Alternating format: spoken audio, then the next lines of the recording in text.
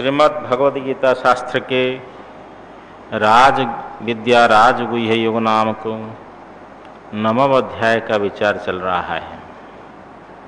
आज हम लोग 11वां श्लोक से सर्वप्रथम उच्चारण कर लें। अवजानन्ति मां मूढ़ा मानुषीं तनुमाश्रितम् परं भावमजानन्तो मम भूतमहेश्वरम् मोघाशा मोघकर्माणो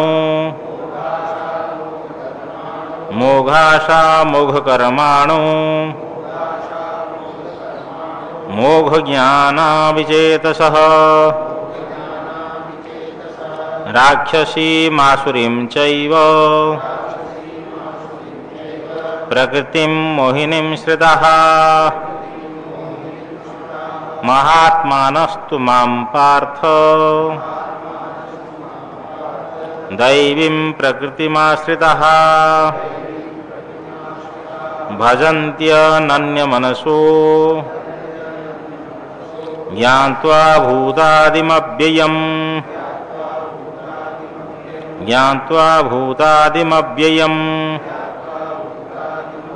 सततं कीर्तयन्तु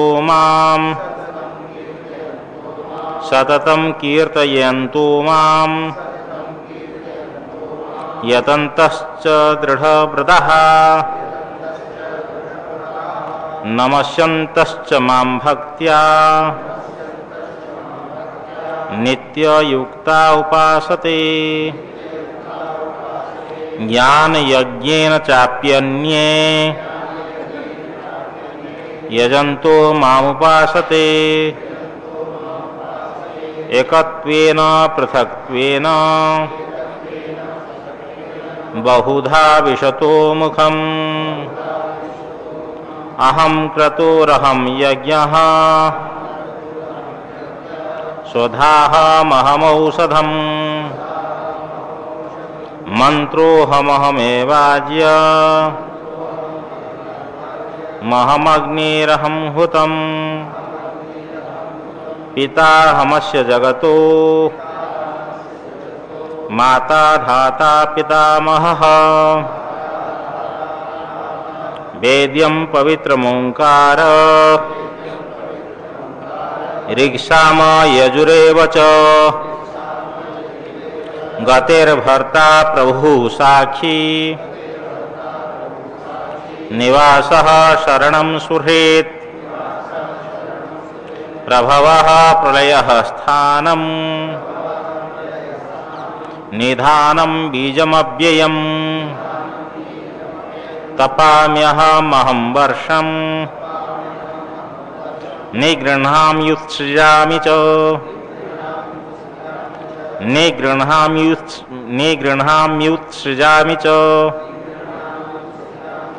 म्यूट करना निगृह्णाम्युत्सृजामि च अमृतं चैव मृत्युश्च सदसच्चाहमर्जुन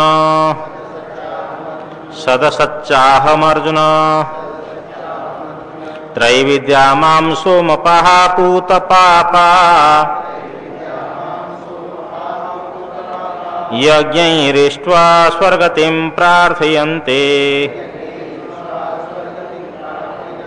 ते पुण्यमासाद्य सुरेन्द्रलोक मश्नन्ति दिव्यान् दिवि देवभोगान् ते तं भुक्त्वा स्वर्गलोकं विशालम्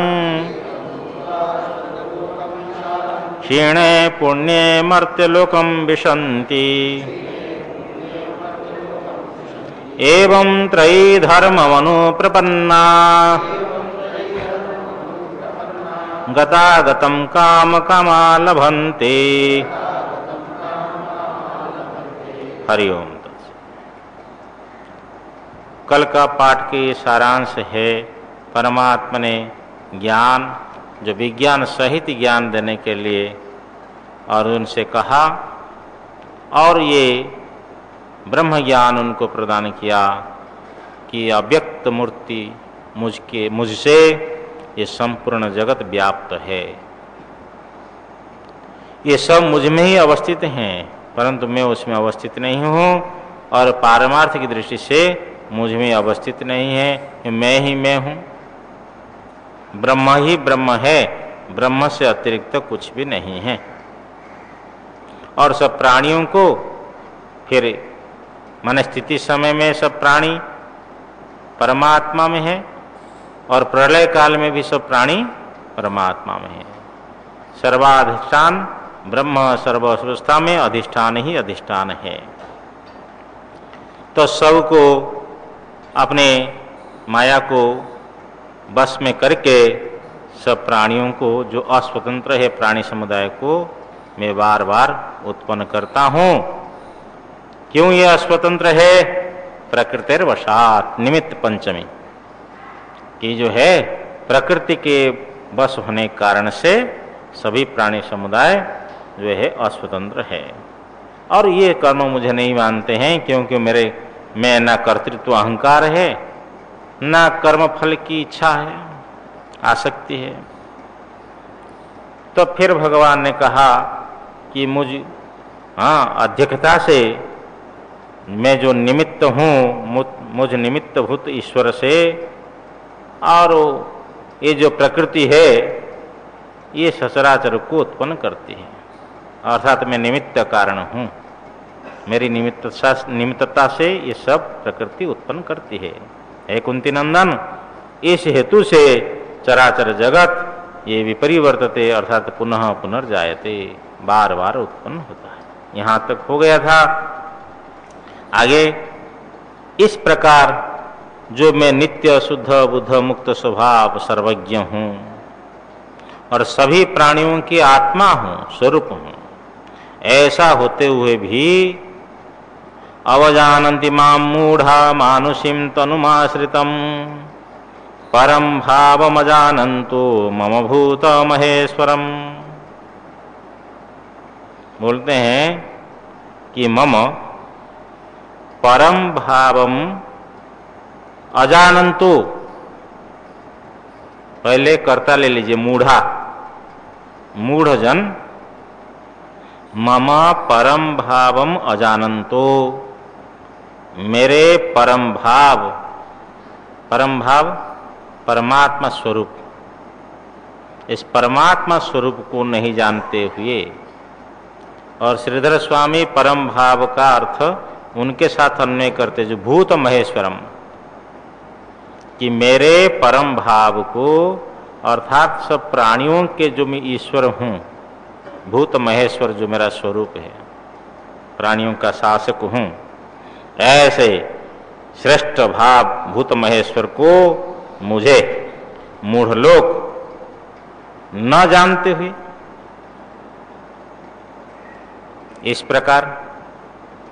अच्छा, मुझे करने कोई जरूरत नहीं, मम रखो कि मूढ़ जन मेरे श्रेष्ठ भाव जो परमात्मा स्वरूप है, जो प्राणियों के महान ईश्वर है, ऐसे स्वरूप को अजानंतो नहीं जानते हुए तनुम आश्रितम माम अवजानन्ति, मनुष्य शरीर से,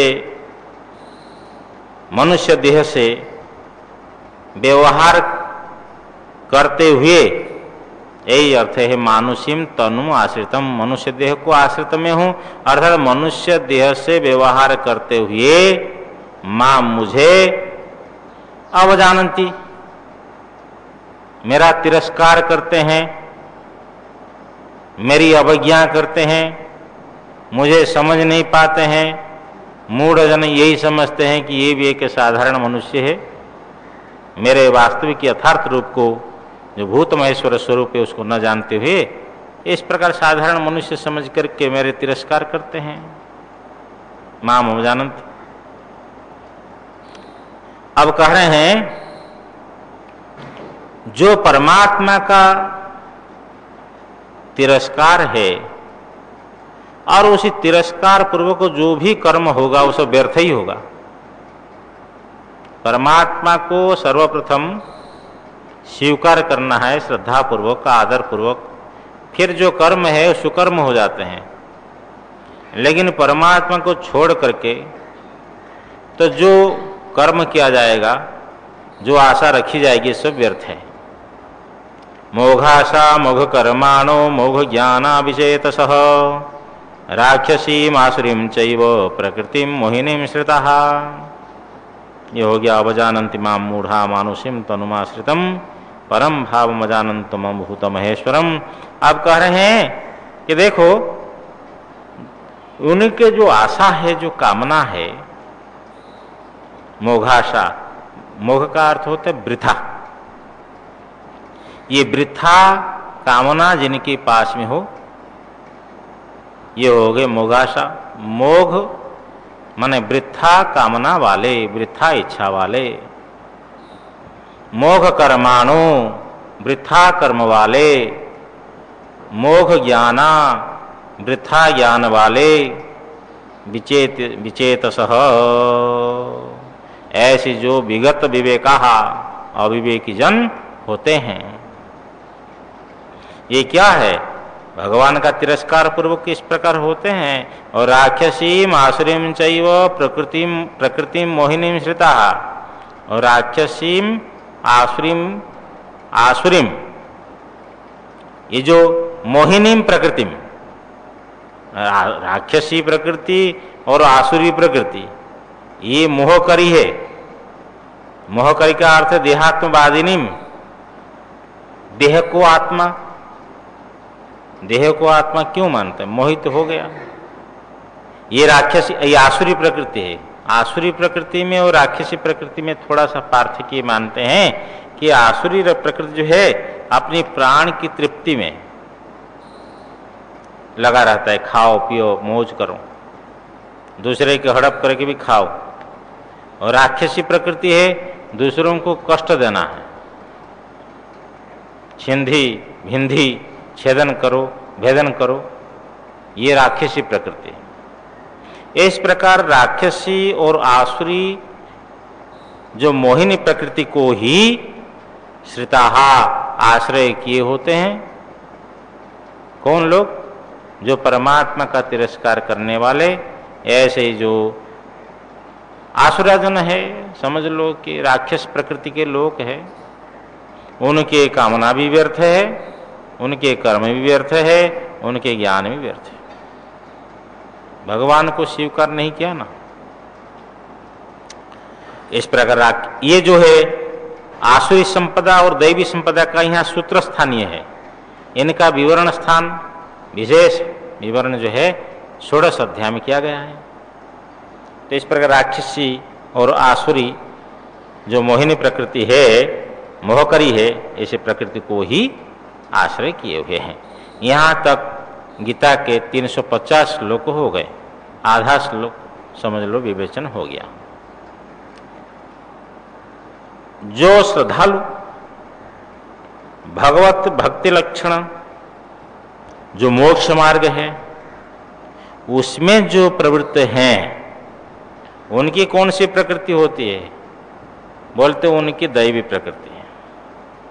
महात्मानस्तु मां पार्थ दैवीं प्रकृतिमाश्रिताः भजन्त्यनन्यमनसो ज्ञात्वा भूतादिमव्ययम्। हे पार्थ, तू का अर्थ परंतु महात्मानः, महात्मा लोग, महात्मा किसको बोलते हैं? जो सफेद वस्त्र पहनते हो, क्या महात्मा नहीं होते हैं? पीला वस्त्र पहनने वाले महात्मा नहीं होते क्या? गेरू वस्त्र पहनने वाले महात्मा होते हैं।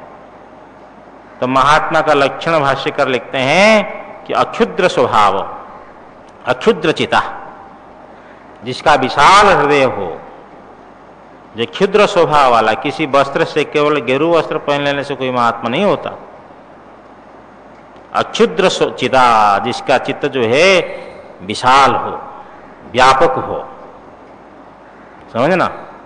जैसे हमारे पास में 10 कंबल है और हमारे पड़ोसी ठंडी में ठिठुर रहा है, तो भी हम कंबल को ऊपर कंबल बंडल बांध करके रख रहे हैं। ये कोई महात्मा का लक्षण नहीं है। हाँ, महात्मा का लक्षण ये नहीं है। महात्मा तो स्वामी विवेकानंद ने कहा, उस समय कोई प्लेग रोग या कोई रोग फैल गया था, कहा मैं मेरे मठ को बेच दूंगा जनता जनार्दन के लिए। समझ में है ना?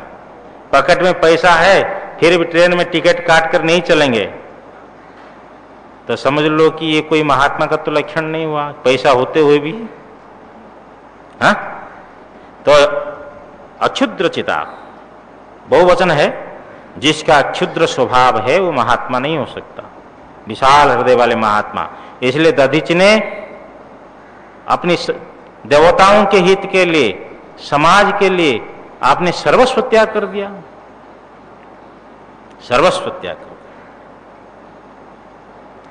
व्यक्ति जो है अपने 5 रुपया त्याग नहीं कर सकता है, 10 रुपये त्याग नहीं कर सकता है, और दधीचि संपूर्ण अस्थियों को त्याग कर दिया।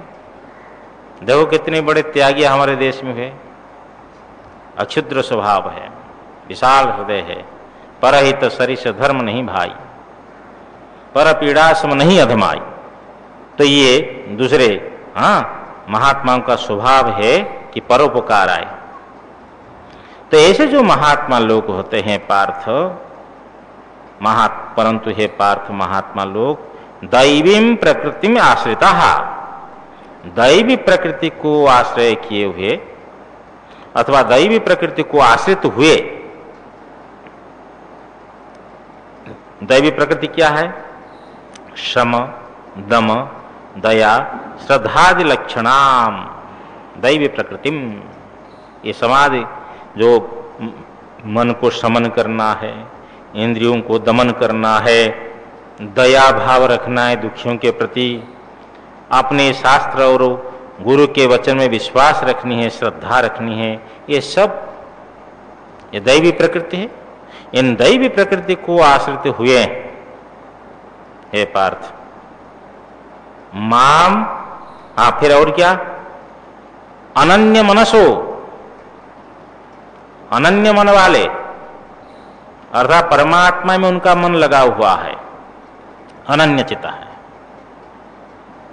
ज्ञात्वा भूता माम भूतादिम अव्ययम ज्ञात्वा,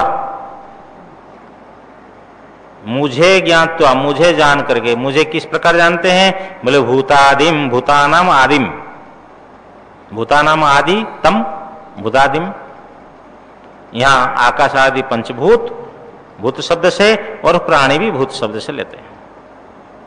तो ये भूतों के कारण, आदि का अर्थ है कारण। तो ये पंचभूत एवं प्राणियों के कारण के रूप में और अविनाशी है। मैं अविनाशी हूं। ऐसे भूतादिम अव्ययम, और ये भी समझ सकते आप इसका अर्थ कि अविनाशी कारण है। भूतों का जो कारण है वो विनाशी कारण नहीं है।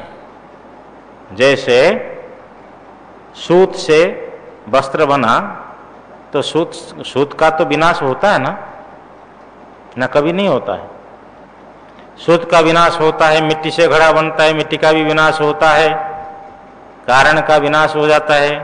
परंतु कि जो है हमारे ब्रह्म जो है वो संपूर्ण भूत प्रपंच का भूत है, भौतिक है, और जो प्राणी है ये सबका जो कारण है वो अविनाशी कारण है।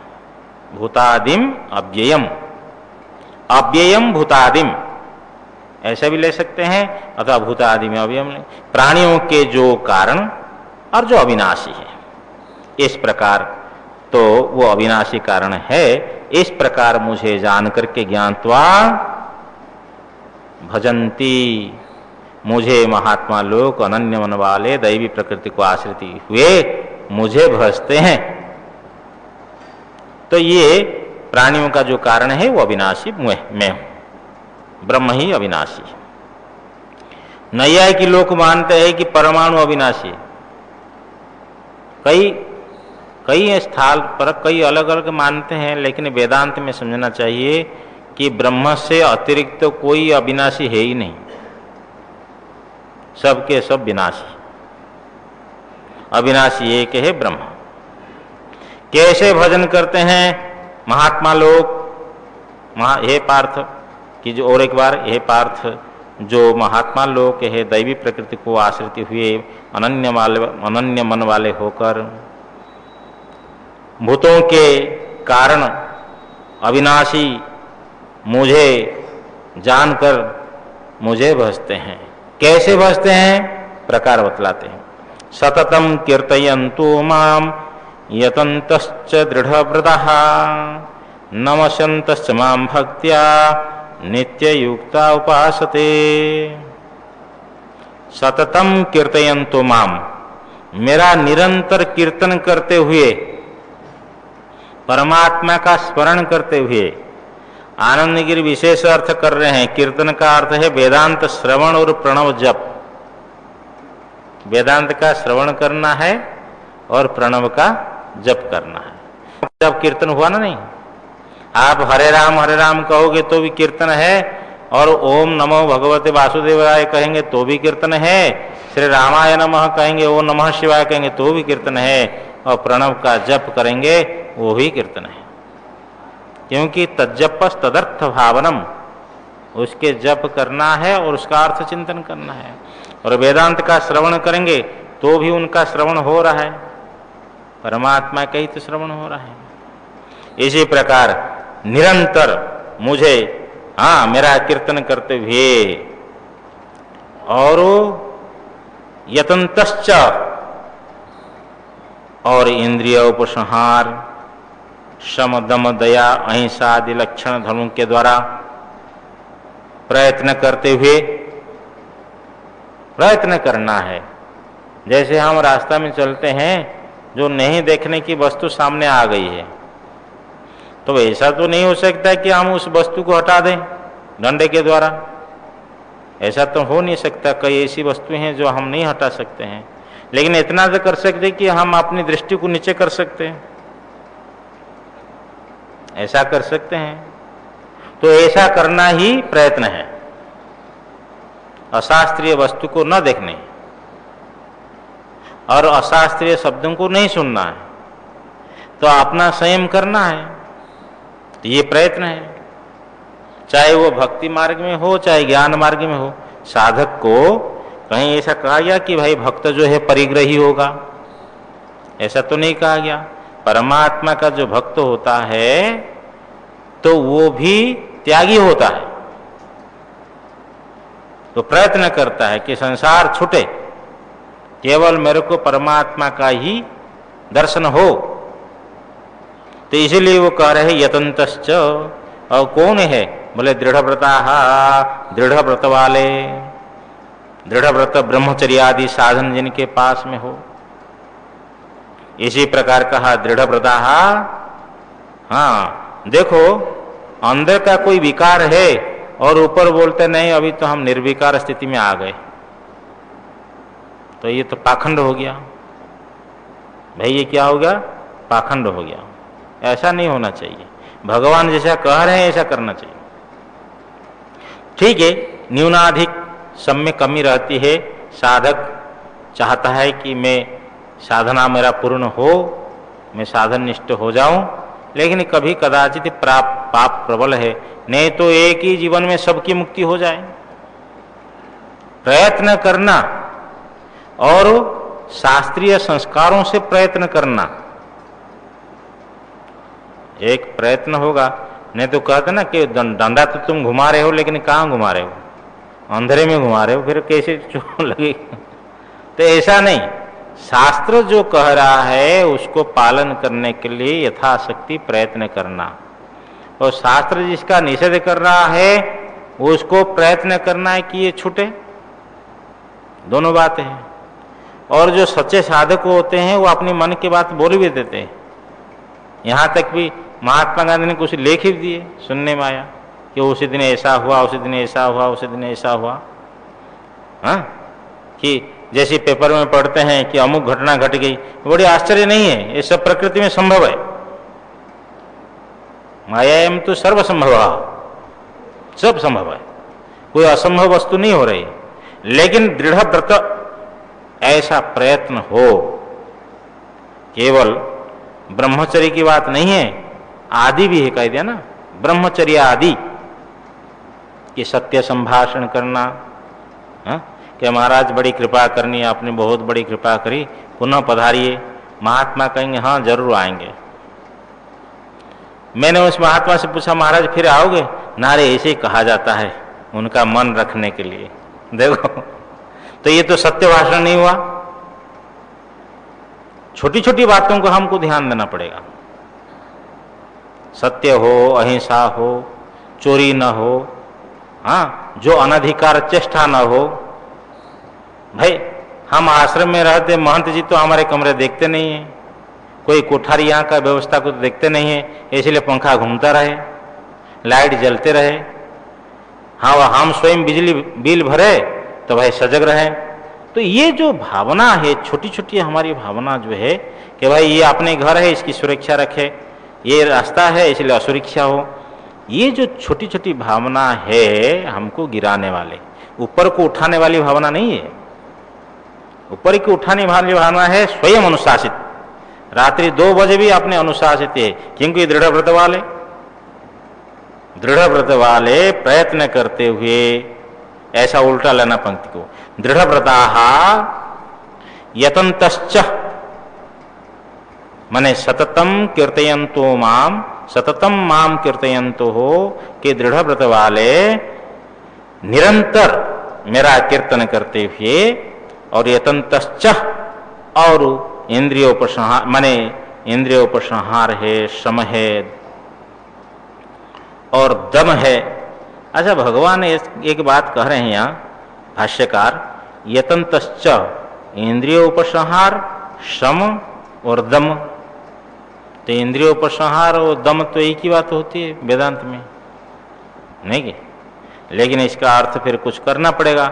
इंद्रियों को अपने प्रत्यावर्तन करना, ये प्रत्याहार समझ लीजिए, और इसको संयम करना, हाँ, तो ये दम हो जाएगा। इस प्रकार कुछ अर्थ पार्थिव रखना पड़ेगा। मन को समन करना है, दया है, अहिंसा है, इत्यादि लक्षण जो धर्म के द्वारा प्रयत्न करते हुए भी नमस्यन्तश्च मां भक्त्या नित्ययुक्ता उपासते, और मुझे भक्ति से नमस्कार करते हुए, अर्थात मेरे प्रति झुकाव, हाँ, जो हृदय से है, जो आत्मा है, इसको हाँ परमात्मा के प्रति क्या है, झुका हुए नमस्कार करना है। तो मुझे नमस्कार कर, भक्ति से नमस्कार करना है। बाबा राम राम ऐसे जाते ना हम घूमते, कभी बाबा राम राम ऐसे कह दिया, हाथ उठा दिया, बाई हाथ से भी उठा देते हैं कि बाबा राम राम, कहो बाबा ठीक हो। लेकिन भक्ति से नमस्कार करना है, भगवान को नमस्कार करना है, और भगवान नमस्कार करके दिखा दिए। एक बार सीताराम जी बैठे हुए थे, नारद बाबा आ गए, तो राम भगवान ने अपनी मस्तक को जमीन में रख करके नारद बाबा को प्रणाम किया। धन्य है हम गृहस्थ है, हमारे यहाँ संत भगवान पधारे हैं। नारद बाबा बोलते हैं कि देखो आप ऐसी मोहित वाणी क्यों बोलते हैं, क्या आप अपना को गृहस्थ कह रहे हो? हाँ, मेरे को तो यहाँ ब्रह्मा जी ने भेजा है कि जाओ भगवान राम से सूचित करो कि जो कार्य करने के लिए अवतार हुआ है भगवान का, वो कार्य समय आ गया है, इसलिए मैं आया हूँ। लेकिन आप महाराज गृहस्थ नहीं है, आप महागृहस्थ है। नारद बाबा बोलते हैं कि आप महागृहस्थ है, आप ही रुद्र हो और माता सीता जी जो है रुद्राणी है, वो पार्वती है सती, और आप जो है ब्रह्मा है, और माता सीता जी जो है वो ब्रह्माणी है सरस्वती है। और ये नहीं आप इंद्र है और सीता जो है सची है, और दुनिया में जितने पुरुष है वो सब आपके ही रूप है, और जितनी स्त्रियां हैं ये सब सीता माता जी के रूप है। बोलो सीताराम भगवान की जय। नारद बाबा परिक्रमा करके चले गए। फिर इधर जो है वशिष्ठ जी को भगवान दशरथ ने बुलाया कि अब कुछ करने का समय आ गया है। तो भगवान ने स्वयं नारद बाबा को भक्ति से लोक शिक्षा के लिए तो उन्होंने जमीन में मस्तक रख करके प्रणाम किया। अत्रि महर्षि के पास में जाते हैं, साष्टांग प्रणाम करते हैं। अगस्त्य के पास में गए, साष्टांग प्रणाम किए भगवान ने। भगवान राम ने शंकर की पूजा करते हैं और बोलते रामेश्वरः अहम राम, तो रामस्य ईश्वर, ये भगवान शंकर जो है मेरा ईश्वर है। भगवान शंकर है तो बोलते नहीं, ये षष्ठी समास नहीं होगा, बहुब्री समास होगा। रामः ईश्वर यस्य, राम जिसका ईश्वर है। तो ये दिखाते हैं कैसी भक्ति करनी चाहिए। महिम्न स्तोत्र में आया कि भगवान आपने एक आंख उखाड़ करके भगवान शंकर के लिंग में चढ़ा दिए, क्योंकि 1000 कमल की भगवान को अर्पण करते थे शंकर भगवान को प्रत्येक दिन। भगवान शंकर ने कहा इनकी भक्ति की परीक्षा होगी विष्णु की, तो एक उठा करके अलग से रख दिए। तो भगवान ने कहा एक कम हो गया आज, तो मेरे को कमल लोचन बोलते हैं। हरिस्ते साहस्रम कमल बल माधाय पदयोर यदे कोने तस्मिन आदि आता है ना, तो उनने एक आंख उखाड़ करके चढ़ा दिया, समर्पण। तो ये सब करके वही सुदर्शन चक्र बन गया। तो ये सब करके भगवान दिखाते हैं भक्ति पूर्वक नमस्कार करना है परमात्मा। नमस्यन्तश्च मां भक्त्या, और मुझे भक्ति से नमस्कार करते हुए नित्य युक्ता उपासते, नित्य समाहित हुए मेरी उपासना करते हैं, मेरी सेवा करते हैं। ये कुछ लोग तो जो आपकी सेवा करते हैं वो किस किस प्रकार से आपकी उपासना करते हैं। भगवान की उपासना करने वाले तो होते हैं, भगवान ने कह दिया, उसका प्रकार बतलाते हैं। ज्ञान यज्ञाश्च चाप्यन्ये यजन्तो मामुपासते, एकत्वेन पृथक्त्वेन बहुधा विशतो मुखम, एकत्वेन पृथक्त्वेन बहुधा विशतो मुखम। अपिच अन्य, और कुछ लोग ज्ञान यज्ञ न यजंतो माम उपासते, ज्ञान यज्ञ के द्वारा अन्य अपि च, और दूसरे भी माम यजंतो, मुझे पूजा करते हुए, एकत्वेन उपासते, एक ही भाव से उपासना करते हैं।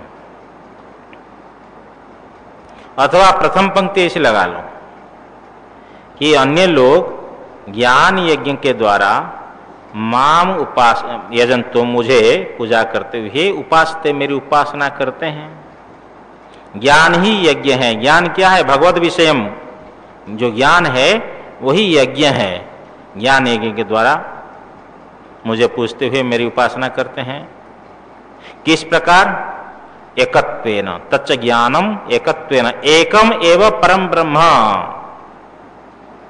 परम ब्रह्म एक है। इति परमार्थ दर्शनेन यजन्तो उपासते, इस प्रकार परमार्थ दर्शन के द्वारा मेरी पूजा करते हुए उपासना करते हैं। यदि आप एकम ब्रह्म का चिंतन करते हो और उस प्रकार है कि मैं ब्रह्म हूं, मैं सर्वत्र हूं, सर्वदा हूं, सर्वरूप में हूं, तीनों काल से अतीत हूं, किसी वस्तु से परिच्छिन्न नहीं हूं, और जागृत स्वप्न सुषुप्ति अवस्था से परे हूं, और ये जो तीनों शरीरों का अधिष्ठान हूं, तो मैं पंचकोश विलक्षण साखी, सर्वात्मा, सर्वव्यापक, पूर्ण रूप। ऐसे यदि आप उपासना करते हैं, चिंतन करते हैं, तो ये भी कोई जरूर नहीं कि आपको कहीं परिक्रमा करने की, वो आपकी परिक्रमा हो रही है। एकत्वेन, एक ही भाव से आपकी उपासना हो रही है। ये यदि कोई करता है और वो कहीं नहीं जाता है परिक्रमा करने के लिए, कहीं जपता नहीं है, तो कोई दोषावह नहीं है। और उसकी क्रिटिसाइज भी दूसरों को नहीं करना चाहिए। समझ, अरे क्या ये अभिमानी दंभी होकर बैठा है, ऐसा भी नहीं कहना चाहिए कि ये कर ना भगवान एकत्व है ना, एकम परम ब्रह्म। हाँ, लोक कल्याण के लिए भले ही वो अपनी पूजा पाठ करते हैं, दिखाते, वो बात अलग है। क्योंकि आगे अष्टादश प्रसंग में आया, वहां कहते हैं कि ध्यान योगो परो नित्यम वैराग्यम समुपाश्रितः। ध्यान योगो परो, नित्यम कह दिया, नित्य शब्द से ले रहे हैं कोई मंत्र जप, कोई परिक्रमा स्तुति आदि करने की जरूरत नहीं है, निरंतर ध्यान अवस्था में है वो, तो उनकी जो है चल रही उपासना एकत्वेन। और कुछ लोग पृथक्त्वेन, कि कुछ लोग पृथक्त्वेन ऐसा अन्य। और यहां तो आनंद गिरी लिख रहे हैं तो ये चकार के द्वारा अवधारण अर्थ में ले रहे हैं कि ईश्वर की ही उपासना करते हैं और किसी देवता की उपासना नहीं करनी है। देवता माने ईश्वर का ही ज्ञान एक के द्वारा उपासना है। और अपि शब्द से देवतांतर ध्यान त्यागम, अपि शब्द, हाँ त्यागम, ये अपि शब्द के द्वारा सूचित हुआ है कि जो है अन्य देवताओं के ध्यान की आवश्यकता नहीं है, त्याग करना है, केवल ईश्वर का ही। चकार के द्वारा ईश्वर का ही ध्यान करना है और अपि शब्द के द्वारा बोले और किसी का देवतांतर का ध्यान का त्याग कर रहे हैं। एक साधे सब साधे, भगवान का ध्यान। इसी प्रकार अन्य तो अपिच अन्य ज्ञान यज्ञेन एकत्वेन माम यजंतो उपासते, एक वाक्य बन गया। और दूसरे लोग, कुछ लोग समझ लीजिए कि ज्ञान यज्ञ जो एकत्वेन, एकत्व भाव से, एक भाव से मेरी पूजा करते हुए मेरी उपासना करते हैं। दूसरे लोग पृथक्त्वेन, कुछ लोग पृथक भाव से परमात्मा की पूजा करते हुए उपासना करते हैं। अन्य पृथक्त्वेन माम यजंतो उपासते, कुछ दूसरे लोग पृथक भाव से मेरी पूजा करते हुए उपासना करते हैं। पृथक्त्वेन केचिच्च पृथक्त्वेन आदित्य चंद्रादि भेदेन सैव भगवान विष्णु अवस्थित इति उपासते। वह भगवान ही सूर्य के रूप में, भगवान ही चंद्र के रूप में इस प्रकार भेद से अवस्थित है। इस प्रकार पृथक भाव से परमात्मा के अवस्थित मान करके उपासना करते हैं कुछ लोग। और श्रीधर स्वयं बोलते हैं कि दासो हम इति पृथक भावनया, मैं परमात्मा का दास हूं। हाँ, कुछ लोग बोलते हैं दासों का भी दास हूं, दासानुदास, कि परमात्मा के जो सेवक होते हैं उनके भी दास हूं। तब मुख्य रूप से दासो हम। एक सन्यास थे, उनके पास में तो कोई गंगा किनारे में भगत गया और भक्त ने कहा महाराज मेरा कैसे कल्याण होगा, तो उनने मंत्र दिया सोहम, वही ब्रह्म में हूं, ये जपो। वो जपता गया गंगा किनारे चलता गया तो एक कोई वैष्णव महात्मा मिले, कहा महाराज मेरा कल्याण होगा, कोई मंत्र दो। उन्होंने कहा पहले किससे मंत्र लिया है? ना हो एक सन्यासी बाबा बैठे तो उससे मंत्र लिया। ना क्या लिया? ना सोहम, वह बहुत बढ़िया मंत्र दिया है, लेकिन एक अक्षर छूट गया है। बोले क्या? ना दा लगा दो, दासोहम, मैं दास हूं, इसको जोड़ो। तो फिर जपा दासोहम दासोहम दासोहम दासोहम। फिर आगे चलता गया गंगा किनारे में और एक महात्मा मिला, उससे भी दीक्षा मांग ली। इसलिए एक करना चाहिए जप, समझे ना, जहां तहां से मांगना नहीं चाहिए। तो उनने कहा भाई तुमको पहले से किसने मंत्र दिया है? तो सुना दिया सब। कहा वो सोहम दिए थे उसको जपा, अब ये दा लगा दिए, अब से मैं दासोहम जप रहा हूं। बोले भाई दोनों ठीक है, दोनों ठीक है, लेकिन और एक छूट गया। बोले क्या? ना पहले के स लगा दियो, सदा सोहम सदा सोहम सदा सोहम, अथवा सब समय में वही मैं हूं, सब समय में वही मैं हूं। फिर इधर ले आया। तो ये तो परंपरा मतभेद है, लेकिन परमात्मा को कैसा भी भजो, परमात्मा तो जानते हैं, उपनिषद क्रम से तो अभेद रूप से भजना है, लेकिन पृथकत्व ने कुछ लोग जपते हैं, पृथक भावना है। तो भाष्यकार ने इसलिए कहा सएव विष्णु, वही विष्णु आदित्य चंद्र आदि भेद से अवस्थित है।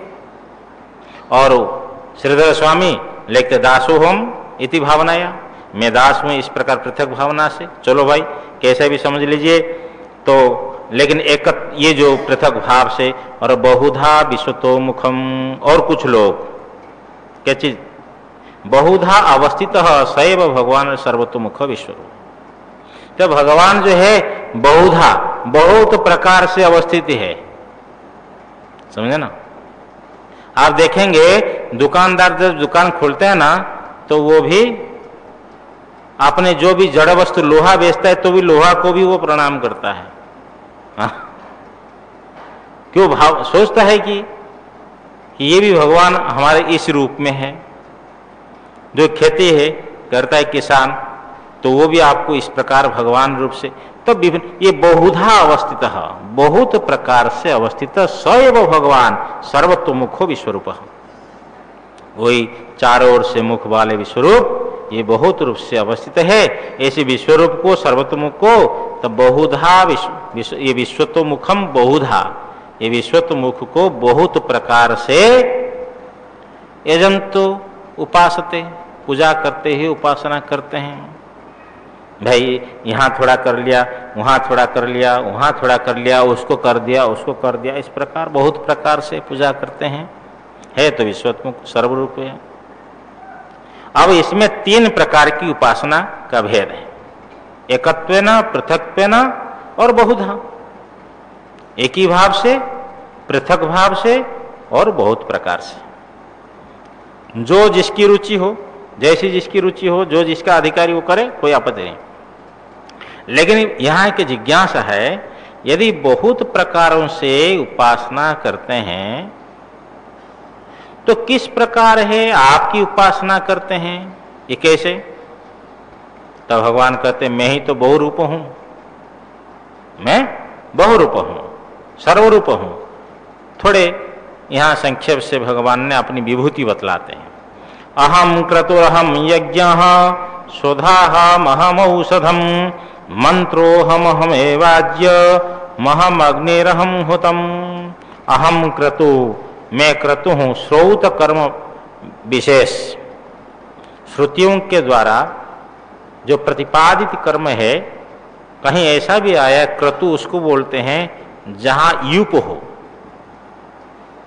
सयूप, यूप सहित यज्ञ का नाम क्रतु है। कहीं अन्यत्र आया है यूप जिसको बोलते हैं जिसमें पशु को बांधते हैं।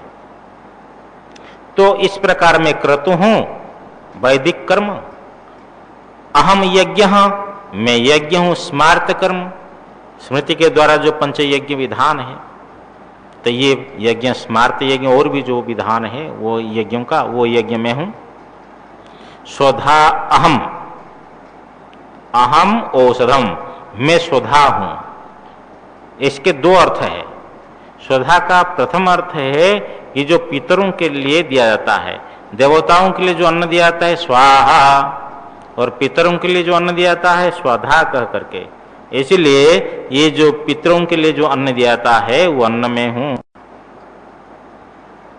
और औषधम, औषधम का अर्थ है अहम औषधम, मैं औषध हूं जो सभी प्राणियों के द्वारा भक्ष्य अन्न है, जो सभी प्राणियों के द्वारा खाया जाता है जो अन्न है, इसका नाम औषध है। अथवा फिर विपरीत माने विकल्प, वैकल्पिक का अर्थ कर रहे हैं। अथवा स्वधा अहम, मैं, यहाँ स्वधा का अर्थ है सभी प्राणियों के द्वारा खाए जाने वाला जो अन्न है। और औषध का अर्थ अहम औषधम, मैं भेषजम, दवाई हूं। तो इस प्रकार 2 अर्थ समझना। स्वधा का पहला अर्थ है पितरों के लिए जो अन्न दिया जाता है, अथवा दूसरा अर्थ है जो प्राणियों के द्वारा खाया जाता है, सर्व प्राणी अन्न जो है। औषधम का 2 अर्थ है। प्रथम अर्थ हुआ कि जो सभी प्राणियों के द्वारा खाए जाने वाला अन्न है, अथवा दवाई है, ये दोनों अर्थ हैं। मंत्रो हम, मैं मंत्र हूं, जो पढ़ा जाता है मंत्र, जिसको पढ़ करके आहुतियां दी जाती है। अहम एव आज्यम, मैं आज्य हूं, घृत हूं, हवि हूं, हविष पदार्थ जो है दिया जाता है देवताओं को, मैं आज्य हूं, हवि हूं। अहम अग्नि है, मैं अग्नि हूं जिसमें हवन सामग्री दी जाती है। अहम हुतम, मैं हवन कर्म भी हूं। भगवान सर्वरूप है, इसीलिए तो पहले भी कहा था ब्रह्मार्पणम ब्रह्म हवीर, वो सर्वरूप ब्रह्मरूप है, ये सर्वरूप है वो ब्रह्म। तो इसी प्रकार यहाँ भी मंत्र भी भगवान कहते मैं हूँ, और मैं आज्य हूँ, हवि हूँ, घृत, और आज्य का सिद्धि अर्थ घृत है, लिए यहाँ भगवान ले रहे हवि, तो हवि तो हाँ जो भी हवि के रूप में दिया जाए तो सबको लेने के लिए। और मैं ही अग्नि हूँ, मैं ही हवन कर्म हूँ, पिता हमस्य जगतो माता धाता पितामहः वेद्यम पवित्रम ओंकार ऋषाम यजुरेव चो। अहम अस्य जगतो पिता, मैं इस जगत का पिता हूँ, माता पिता भी हूँ और माता भी हूँ, इसलिए कहा जाता है त्वमेव माता च पिता त्वमेव, माता भी हो और आप पिता भी हो। एक महात्मा ने कहा ये दोनों कैसे हो सकता है, एक होना चाहिए। तो महात्मा ने ऐसा कई उनको पूछा कि भगवान माता भी है और पिता भी दोनों, फिर भाई कैसे समन्वय होगा? बोले भगवान के अर्धनारी स्वरूप का दर्शन करो, माता भी है और पिता भी, हाँ दोनों रूप है। तो आप भगवान जो है जगत के कह रहे हैं कि मैं पिता भी हूँ माता भी हूँ, धाता, मैं कर्म फल के विधाता है, प्राणियों को कर्म फल प्रदान करने वाले परमात्मा है, ये विधाता है धाता है। पितामह, और पिता के भी पिता मैं हूं। वेद्यम, और वेद्य है अर्थात वेदितव्यम, जो जानने योग्य वस्तु है वो भी मैं हूं।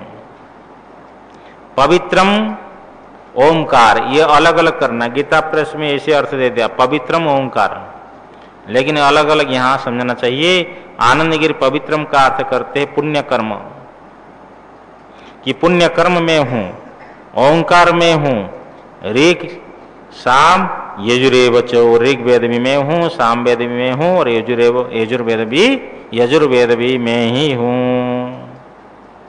पिता हमस्य जगतो माता धाता पितामह वेद्यम पवित्रम ओंकार ऋक्साम यजुरेव चो। गतिर्भर्ता प्रभु साक्षी निवासः शरणं स्पृहेत्, प्रभवः प्रलयः स्थानं निधानं बीजमव्ययम्। गति, मैं गति हूं अर्थात कर्म फल हूं। देखो भगवान कर्म फल प्रदान करने वाले भी है और कर्म फल स्वरूप भी है। भर्ता, भर्ता का अर्थ पोष्टा, भरण पोषण करने वाला मैं हूं। प्रभु, प्रभु का अर्थ स्वामी, सबका मालिक मैं हूं। साक्षी, साक्षी का अर्थ प्राणियों के जो कृत अकृत को, हाँ साक्षी किसको बोलते हैं कि जो उदासीनी हो और दृष्टा हो। दृष्टित्व सती औदासीन्यम इति साक्षित्वम, दृष्टा भी हो और उदासीन भी हो। तो भगवान सब प्राणियों के कर्मों को जान रहे हैं, क्या किया क्या नहीं किया, कृत अकृत। जो करने का प्रसंग है उसमें यदि नहीं करता है तो भी पाप की भागी हो जाता है, समझे ना। करना भी और जो नहीं करने के प्रसंग में करने से वो भी पाप की भागी होता है।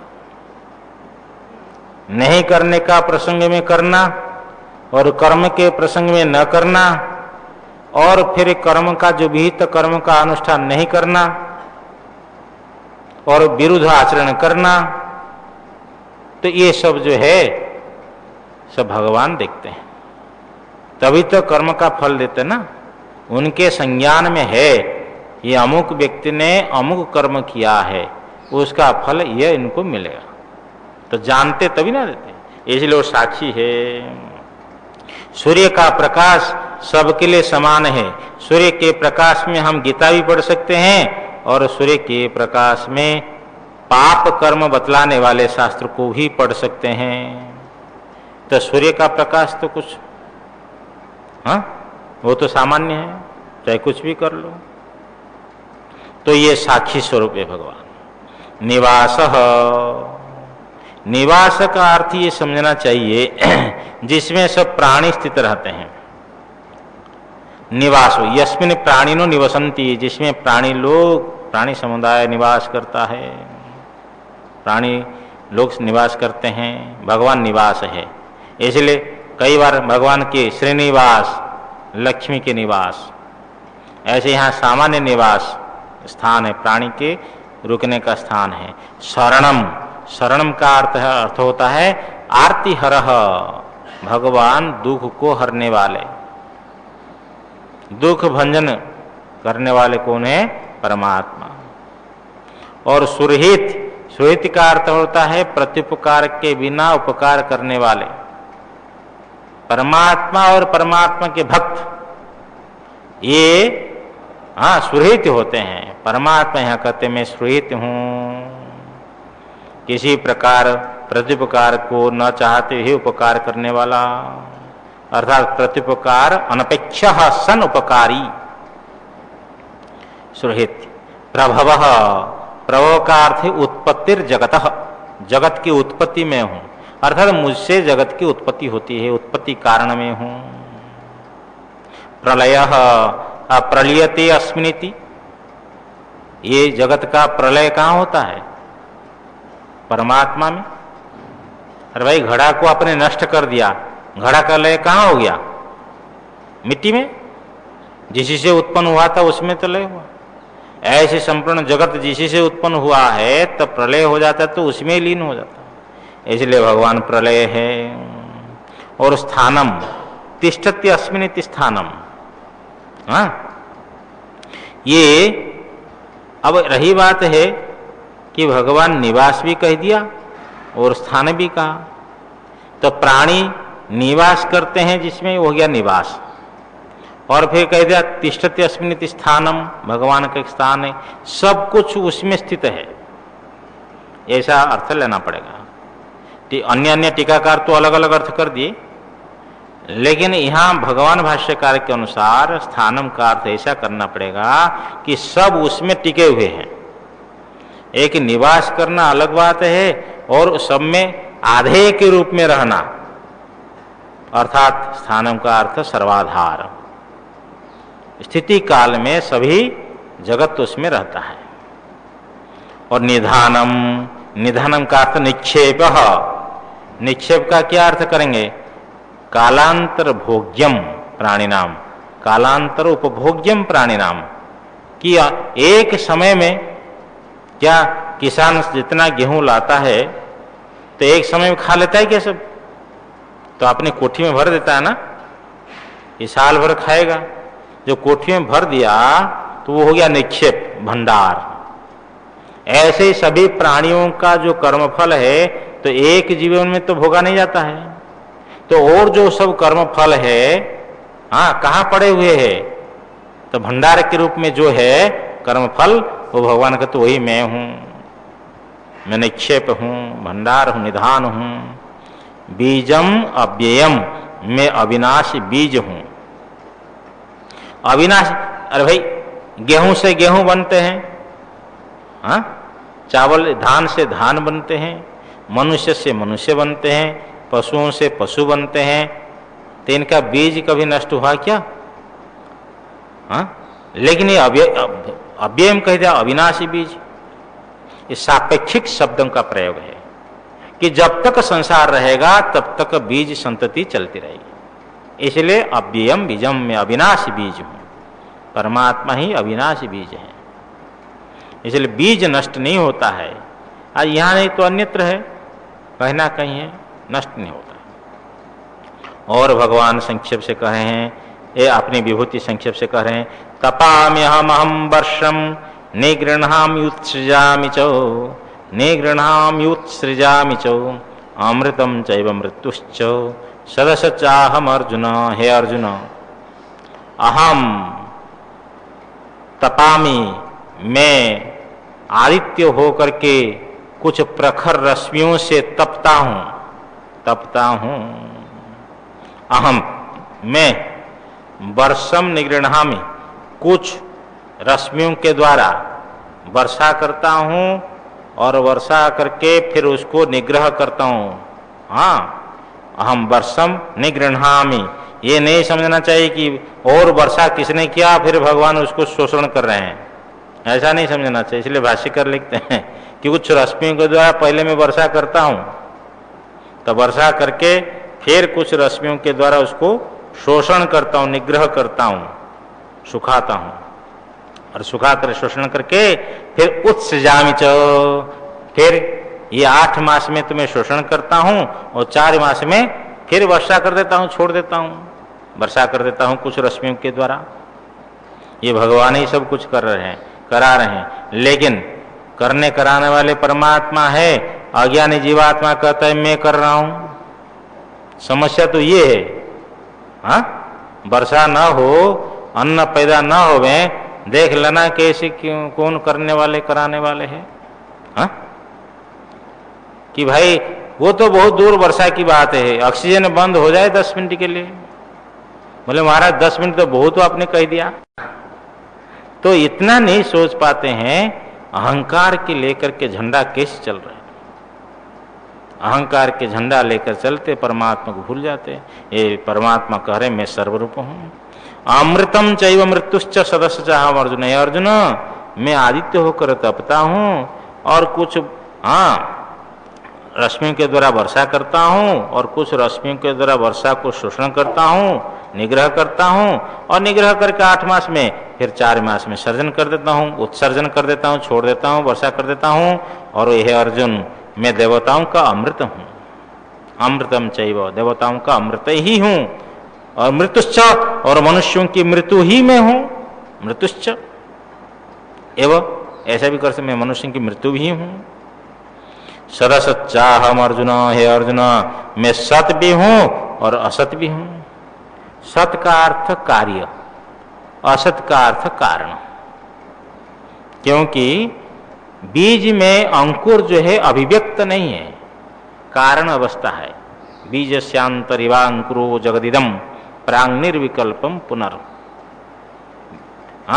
दक्षिणामूर्ति स्तोत्र में भगवान शंकराचार्य लिखते हैं। तो बीज में अंकुर दिखाई पड़ता है, तो अंकुर हो गया कार्य और बीज हो गया कारण। मिट्टी से घड़ा बन गया तो मिट्टी कारण है, घड़ा कार्य है। तो जो कार्य अवस्था है वो सत है, क्योंकि नाम रूप से वो प्रकट हो रहा है, और जो कारण है उसको असत कहा, क्योंकि उसका अभिव्यक्त नहीं हो रहा है, प्रकट नहीं हो रहा है। इसलिए मैं सत भी हूं और असत भी हूं, हे अर्जुन।